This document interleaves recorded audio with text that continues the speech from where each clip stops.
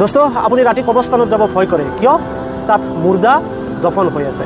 হয়তো এই কবৰস্থানত আপোনাৰ মা, আপোনাৰ বাবা, আপোনাৰ আত্মীয় স্বজন, যি আত্মীয় স্বজনৰ অসংখ্য কোটিপতি টকাৰ মালিক আছিলে, এই কবৰস্থানতেই দফন কৰা হৈ আছে। দোস্ত, আপুনিও এই কবৰস্থানতেই দফন হ'ব এদিন। আপুনি যি সম্পত্তি উপাৰ্জন কৰিছে আৰু সম্পত্তি আপোনাৰ উপাৰ্জন কৰিব লাগে, তো এই সমস্ত সম্পত্তি আপোনাৰ এই দুনিয়াতেই পৰি ৰ'ব।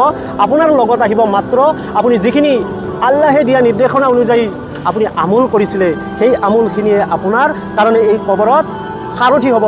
বাকী যি সমস্ত সতি সন্ততিৰ কাৰণে আপুনি সম্পত্তি উপাৰ্জন কৰিছিলে, সমস্ত সম্পত্তি ৰৈ থাকিব, মাত্ৰ আহিব আপোনাৰ আমলখিনি। সেই কাল কিয়ামতৰ দিনা আপোনাৰ ল'ৰা ছোৱালীয়ে আপোনাক বচাব নোৱাৰে।